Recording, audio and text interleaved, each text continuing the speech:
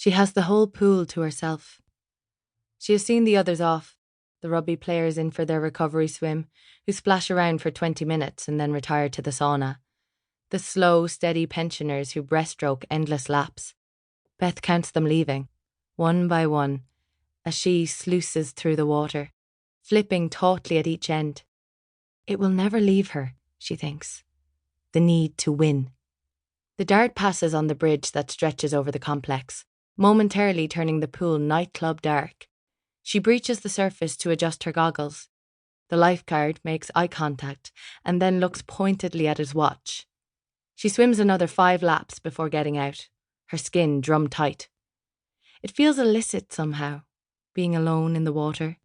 No coach towering over her at the pool's edge, saying surely she can do better than that. Now she does as she likes.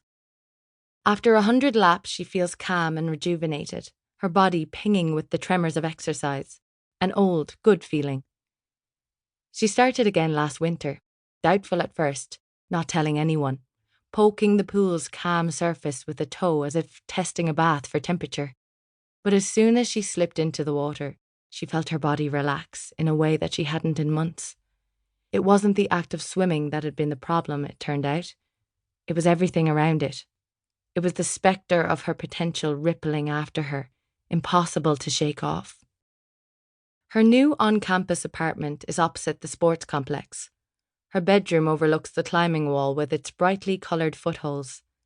This morning she sat in her window and watched. It was raining and it seemed as if the climbers were in danger of being engulfed by the raindrops that streaked down her window. Later she will fall asleep to the rumble of the dart and, she imagines this part at least, the slosh of water in the dormant pool. She crosses the street to her new home, her wet hair hardening in the autumn breeze. Her mother was hurt when Beth announced her intention to move into rooms, an hour by train up the coast from the family home. It would have been possible, she supposes, to commute, but the room came with the sports scholarship. This is a chance for independence, however fleeting, and she owes it to herself. So far she's only had momentary glimpses of Sadie, her assigned roommate, who's perpetually on her way out to the various orientation week activities.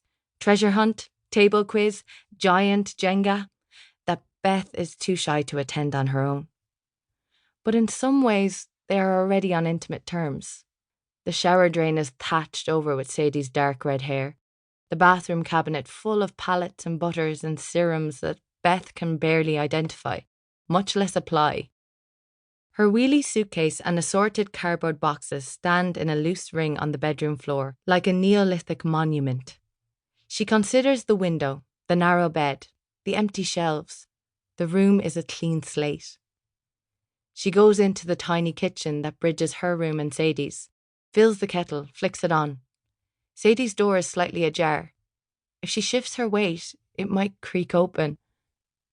The first thing she notices is that Sadie has moved her furniture around, managed to wrestle the room's formation into something less utilitarian. Breeze block walls broken up with vintage posters of Some Like It Hot and A Bout de Soufflé. Fat luxury candles in defiance of the stern fire safety talk they had to sit through on day one. Cushions and beanbags sprouting everywhere like colourful spores. Beth takes a sort of pride in her own stripped-back decor. What sort of person is her roommate that she has to advertise her personality so forcefully? A person who wears band t-shirts? A person who reads old paperbacks in public and hopes to be asked about them? Sadie's bed is unmade, which reassures Beth somehow. She sits on the rumpled blankets to examine the built-in bookcase. Her attention is immediately drawn to a familiar bright yellow spine. Benjamin Crow's selected poems. Absent-mindedly, she pulls it out. Most of the shelves, however, are taken up by DVDs. The Lodger, Cat People, Gaslight, The Hitchhiker, Diabolique.